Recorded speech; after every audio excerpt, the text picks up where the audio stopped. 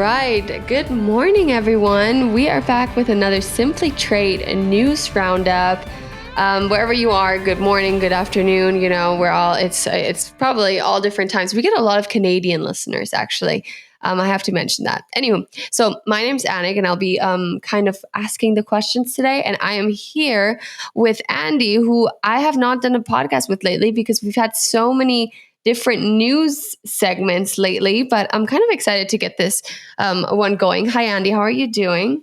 Good morning. Huge topic right now is tariffs, and we can go all types of directions, like what will happen with tariffs, what will happen if this, we don't know what's going to happen. First of all, we can kind of predict, and we've talked about that in our last news roundup. But what we do like to look at is how businesses are reacting. And currently, we see a little bit of a bigger trend that businesses are moving away from China for, whichever reasons. Could be forced labor, could be tariffs. I mean, it's really, we have a goal altogether, but, there might be different reasons. So the article is from Supply Chain Dive, and it's a company called Steve Madden. It's a shoe company, definitely been there before.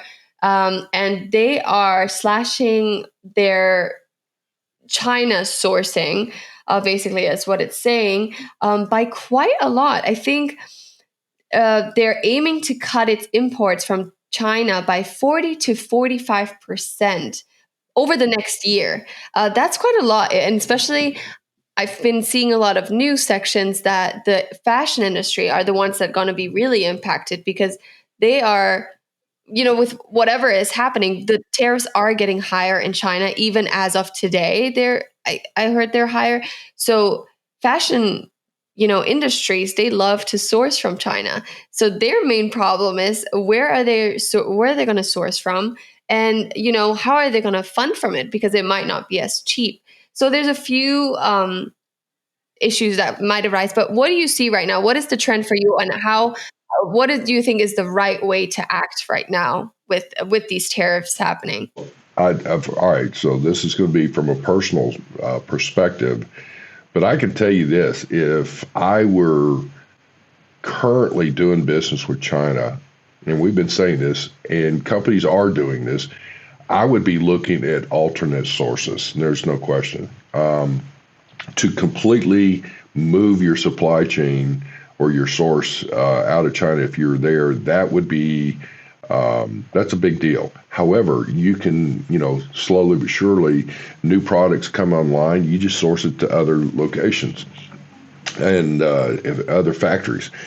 If I were a new company starting up, I would not even look at China right now.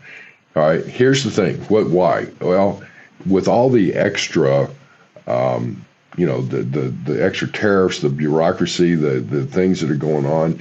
China, remember, here's the people get irritated with the extra tariffs, but part of the issue here is the tariffs have been put in there to try and change the behavior within China to move away from slave labor or forced labor.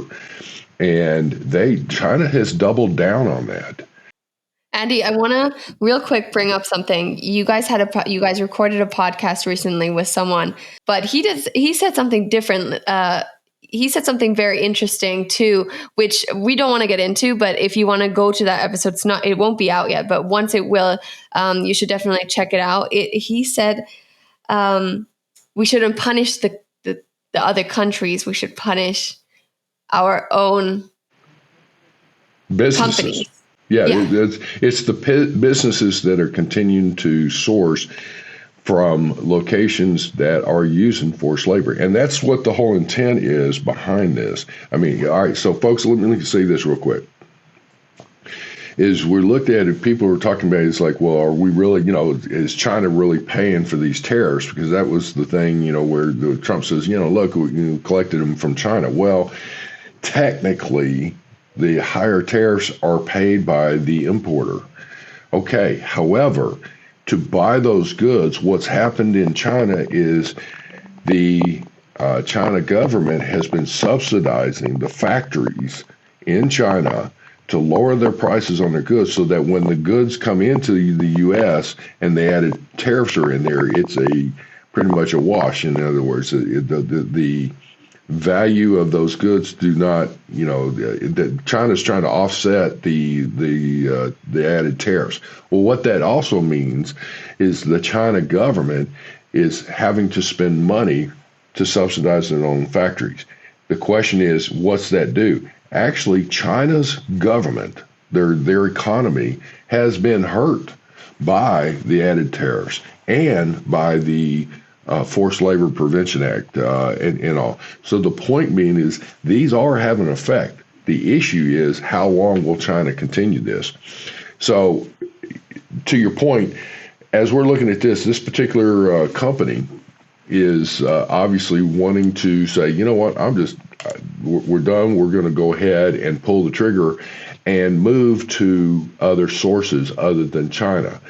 And eventually, China is going to look at it and go, you know what, they need to make some changes or it'll continue on. Here's one other thing about this, that as we're dealing with this, there are other sources that are probably just as good and excellent and whatever, and it's going to stimulate trade with other countries and open up the other markets.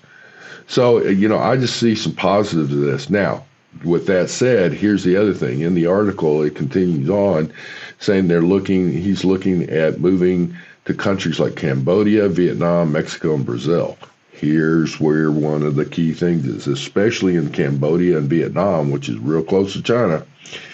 China is moving a lot of their raw goods into these other countries, including Mexico and Brazil, and all.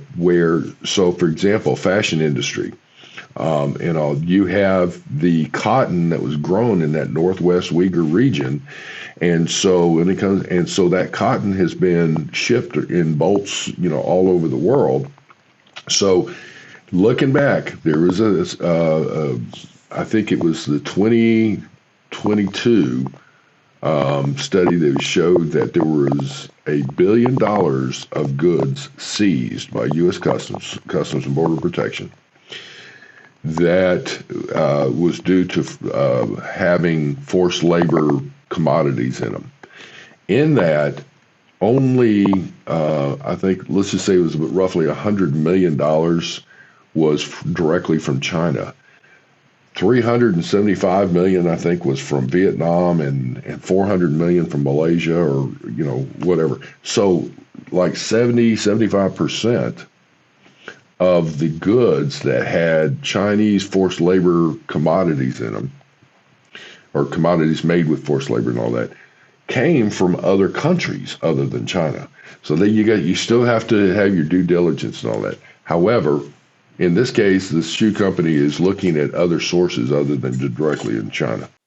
Yeah. And they did say like they are sourcing 70% from China, but they are going to try to cut 40 to 45%. So it's not like they're moving totally away from China. They're just somewhat dipping the foot into it. I'm sure, you can't, it's a huge company. So doing that from one day to the next is impossible. But I think like even starting this whole trend, and if every country really does that, or every company does that, you will see an impact, And But remember, again, here's something else. Let me just say this. People always like, oh, but we need China for their, cheaper imports and stuff to the country and all that. And just understand this, as far as the U.S. goes, China needs the U.S. more than the U.S. needs China in this case, as far as those goods. And that puts you in a whole different perspective. Other countries need to be looking at the same thing. Other countries, China needs those other countries and having access and selling goods into those other countries more than they need of China. So the point being is, if instead of looking at it like you're held hostage by China, it's like, you know what, go pound sand. We have reduced as far as the U.S. goes, we've reduced our trade with China by over $300 billion a year. So the tariffs are working. People are moving away from China, and it's continuing on. And here's part of the other issue. Everybody keeps looking back and forth. I don't want cheap imports at the expense of U.S. exports. Anyway, everybody wants access to the U.S. market. Everybody should want full access to the Chinese market. It's the second largest economy in the world. And China has just not been open with that. So, trying to import into China with the higher tariffs, the added bureaucracy, and all the things you have to do over there, it's not fair trade, and that's what we're looking for. So in this case, I salute Steve Madden's company, and the CEO is Edward Rosenfeld. Again, kudos to him and the company changing directions there to try and make a difference. Yeah. And, we'll talk on tariffs a lot more, I'm sure, with the happening, because China is not supposedly the only country that will be hit with higher tariffs.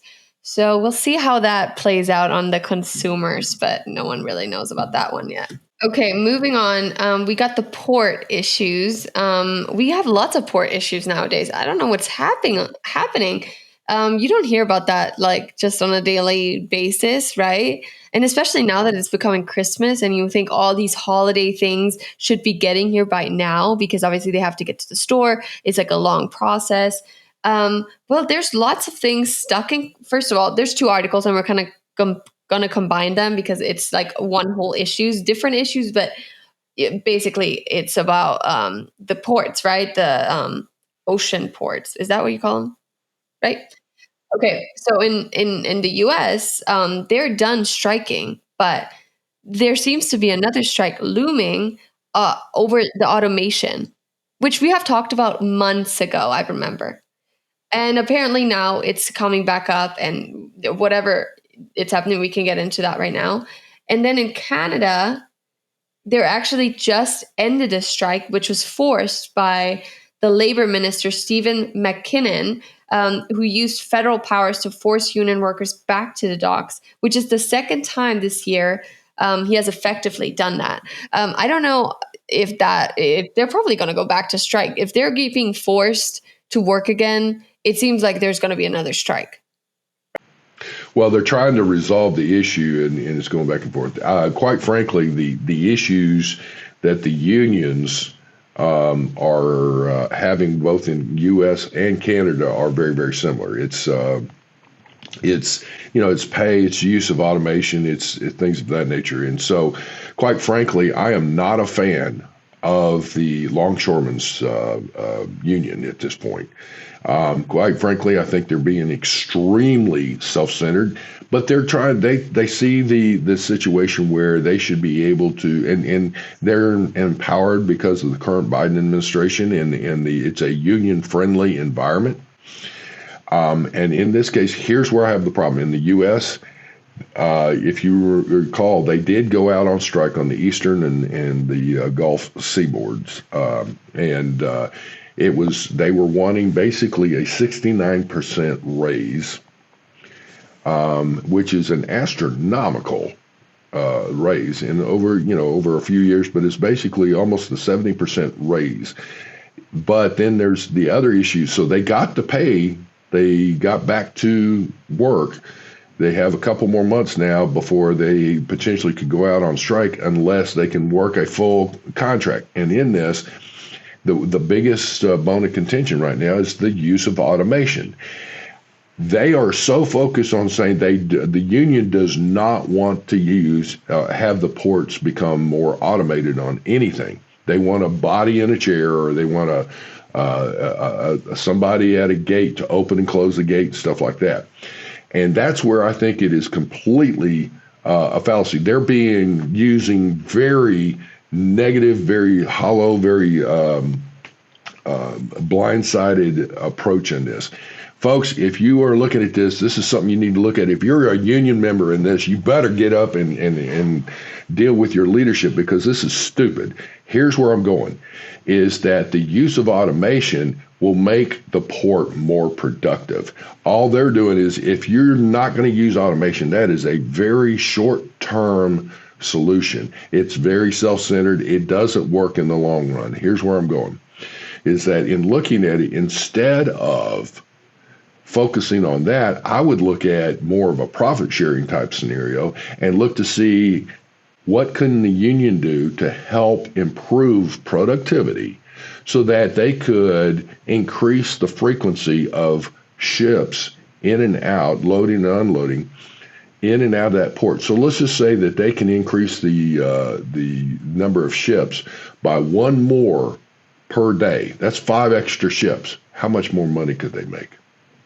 The thing that I'm coming into here is they're so busy going, oh, and here's where it really came to the example that came to light that they got all upset on. You have to go through security, if you will, and you're checked out if you're a truck driver and all that, and you come into the port. Now you're within the port, and there was another cyclone fence, chain link fence, however you want to call it, that was that the truck had to go through to get on further into the docks. The port was using a camera, and the truck could come up there and they'd look at it and say, yeah, this is a legit guy. And they would hit a button and the gate would open and they would go through. The union says, no, we got to have a body right there to open and close that gate. So they're sitting there most of the day doing nothing, and all they're doing is going to open and close the gate. Because, all right, there's stuff like that that makes it that no wonder our ports are not as efficient as they could be. That's where I have the problem. Same thing going on in Canada, and they're taking a hard stance on this. They want more pay. They want lack of automation because they see it as, hey, if it's another employee, it's another union member, it's more union dues. And that is very self-centered, in my opinion. Well, I get it all for no. I'm definitely on your side. I am for automation. I think if we have the possibility to make a port more efficient, which will ultimately end up being more profits, and just like a smoother transition for anything. But also, like, where do these people go? That's a job loss. But I think that's where we need to create more jobs in other places. So. Well, I get that, but see, here's again, it's like you want to create more jobs, but you don't do it by hanging on to. Let's take a ridiculous example. Usually, you go off the chart here, and it helps illustrate it. The last time I checked, farmers that are planting their fields are not using a horse with a 1 or 2 rung plow. They're using a tractor, right? They're using tractors for planters and stuff like that, and they're doing that. Well, the same thing is that as you go through, we're using computers nowadays versus a fax machine versus a typewriter versus whatever. That's use of automation in eliminating manual type processes. You automate some of that, and now the people are more productive, and the jobs that they're in are going to be a higher paying job than a frontline grunt. So all I'm getting at is that as we look at this, the union leadership in this case is using 19th century mentality in a 21st century world. Are you kidding me? So shame on the union in this case. And the other thing is, any of y'all that are dealing with it, yeah, we got to work with it. You don't want to make the union upset. Screw that. You know what? Make the union upset, because it's like, union, you are not. I don't care what you say. You are not looking out for your own workers. You are not helping out the American workforce. You actually are impeding it, because by slowing things down in the ports, by causing congestion, you're causing a negative ripple effect across the supply chains, across the U.S. economy, both imports and exports.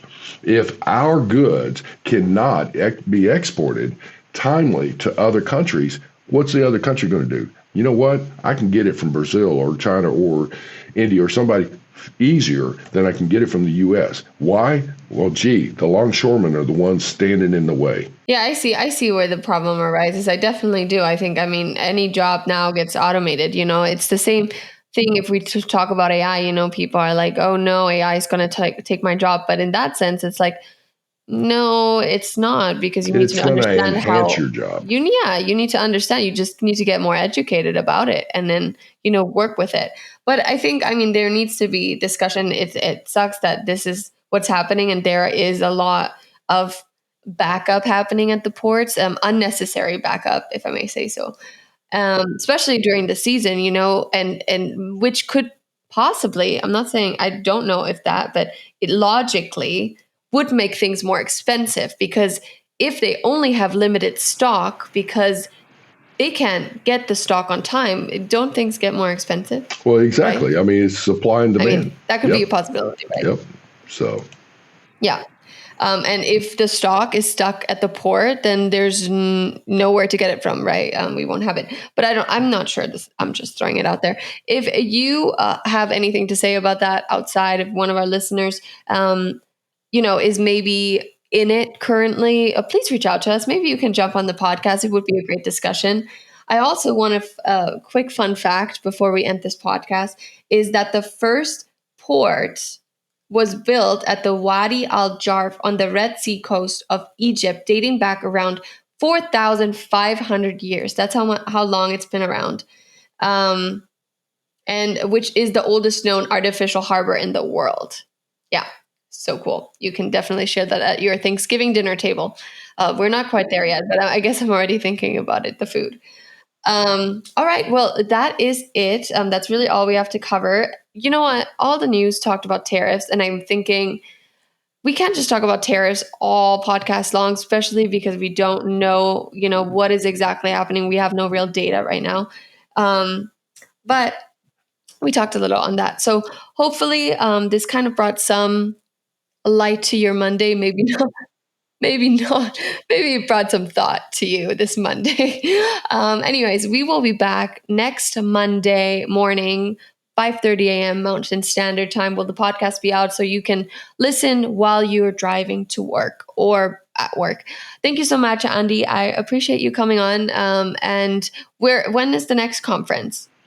actually, I'll be flying up to Canada the week of Thanksgiving. So it's I guess in about 10 days or so. I guess going Is up it in Toronto? No, it's actually in Ottawa. Yeah, it's the 25th, 26th, 27th, I believe.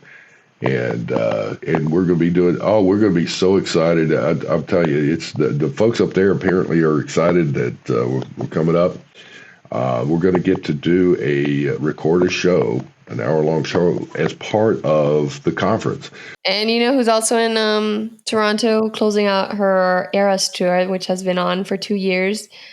Taylor Swift. Yeah, she's closing it out there. Crazy. Anywho, that is it for today. That's the last thing I'll have to say.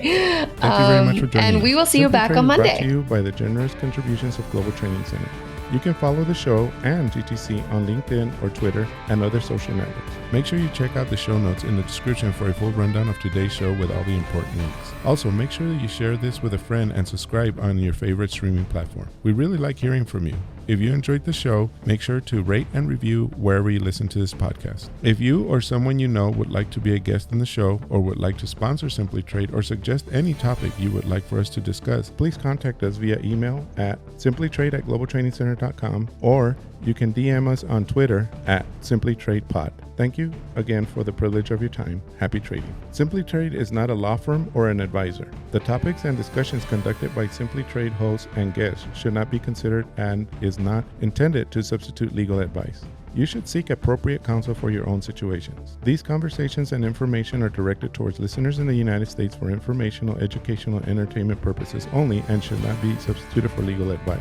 No listener or viewer of this podcast should act or refrain from acting on the basis of information on this podcast without first seeking legal advice from counsel. Information on this podcast may not be up to date depending on the time of publishing and the time of viewership. The content of this posting is provided as is. No representations are made that the content is error-free. The views expressed in or through this podcast are those of the individual speakers, not those of their respective employers or Global Training Center as a whole.